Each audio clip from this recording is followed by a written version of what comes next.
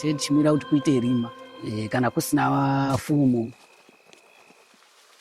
Pamwe pacho tinotomera kufema.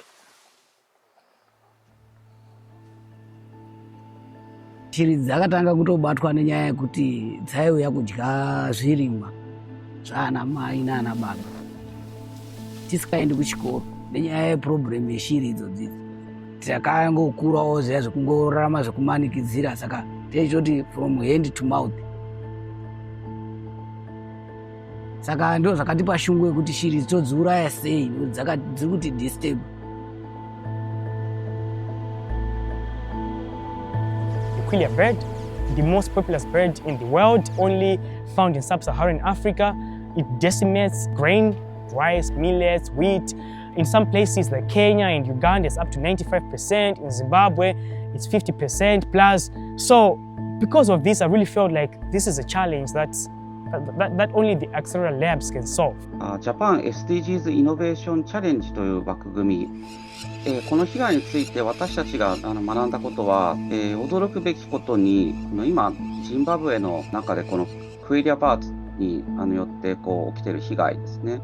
こちらがその私たちの想像をはるかに超える大きな規模で起きていたということです。Unopera nuya riri gurupu riri zazo, saka pazaze pacho na ipapo notofamba nezvinhu kuchiridza ngongongongongongongongongo kuti kana waridza kudero zvobva zvadini zvaenda.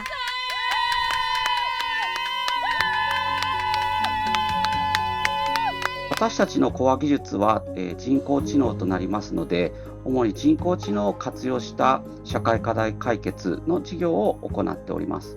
We did a lot of experiments, collecting mirrors at the birds. That didn't work. Lasers to chase away the birds, but then again that didn't work. Eventually, learning from the local community, sound was the best way to dispel the birds. Takadzidzwa kubva kuvakuru vachitiudza kuti ukadzwa saundi yeshiri dzichirira so, it's a danger warning sign kune dzimwe shiri. Unoridza kodhi iyoyo ine saundi yakaita hombe. Idzo dzine pfungwa yekuti pari kurira ko ndo pa safe side. Nzira yekuchinja saundi pakodhi yangu ndeyekukondorora kuti kana ndikaridza dzikadzika then ndakuda kuti dzinange direct pandiri.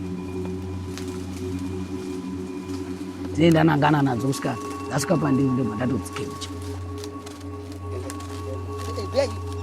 By recording these bird catchers, now we have a director of these sounds, and these are some of the sounds we're using on the drone so that we are able to repel these birds faster, mimicking the natural predators.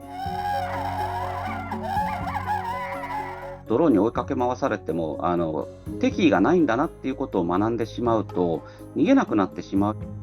That's the reason why we are powering our drone systems with AI so that the Quelea birds don't get used to the solution, and the solution also improves through time as it is learning from the Quelea. Izvi tinozvitenda zviri kuitwa namukoma gift kuti zvinoitawo kuti isusuwo tizikanwewo kuti tine zvatiri kuita, zviri kubatsirawo nharaunda kana nyika yese nyika zviri kubatsira nyika. まず私たち民間企業は日常的には基本的には営利を追求するような、UNDP のアクラボは真逆でやはり困ってらっしゃる方々ですね。社会的になかなか資本主義の経済の中でいうと取り残される人々、特に貧困ですとか差別といったところに光を当てて。 And together as a team, we are tackling some of the most challenging development questions in the world. And the whole goal is to continuously ask ourselves, can we work with people that are closest to the problem to be able to find solutions to that problem and then scale them across the world? Our goal is to convert the Quelea from being a pest to being a produce, to ensure that we're catching as much Quelea as possible to reduce the numbers and improve food security, but also catching in a way that's environmentally friendly and where the birds are safe to be eaten. That way they're then protein for the communities. もうこの先もはや成り立たないと私たちは考えています。協力して解決していかなければ、この世界のその持続可能性というのは担保できないと考えています。